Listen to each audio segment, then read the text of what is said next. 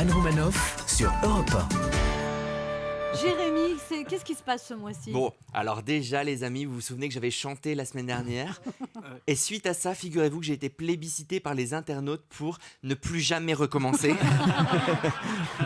C'est pour ça que cette semaine, je me suis mué en maître de cérémonie. Roulement de tambour.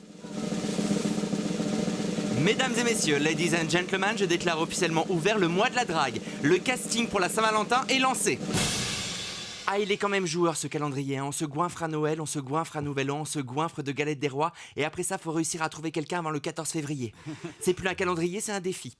En plus, avec la galette, on entretient le mythe du prince charmant, on te donne une couronne et on te dit tiens, il te reste 1 mois pour remplir le royaume. Mais comment faire, sachant que Ricky Martin s'est marié la semaine dernière, anéantissant à jamais tous les projets d'avenir de millions de célibataires. Ah ben moi, en apprenant la nouvelle, je me suis reconnecté sur Tinder après 6 mois d'absence. Dans les 2 matchs, j'ai eu droit au fameux « Tu cherches un plan ?» Ce à quoi j'ai répondu « Bonjour ». Non merci, j'ai un très bon sens de l'orientation.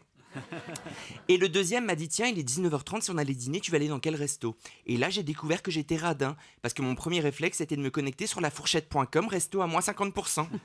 J'arrive au rencard comme d'hab, rien à voir avec les photos, l'enfer, tellement rien à voir avec la photo que j'ai signalé son profil sur Tinder pour usurpation d'identité.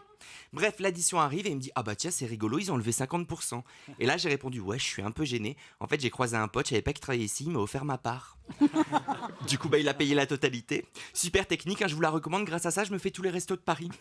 Puis après je me suis interrogé sur ma manière de draguer parce qu'il y a un grand débat en ce moment sur où s'arrête la drague mignonne et où commence la lourdeur ou le harcèlement. Et je suis tombé sur une tribune d'une femme qui expliquait qu'elle se faisait harceler par un collègue. Évidemment ça m'a révolté, puis après j'ai relu et je me suis dit oh mon dieu, mais c'est exactement ce que je fais vivre à Ben H depuis 6 mois.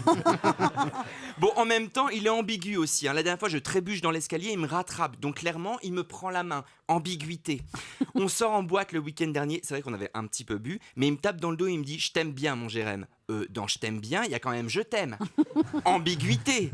Et surtout tout à l'heure, avant d'entrer dans le studio, je lui demande si ça va sa chronique. Vous savez ce qu'il m'a répondu? Ça va aller, mais faut que je me la mette bien en bouche.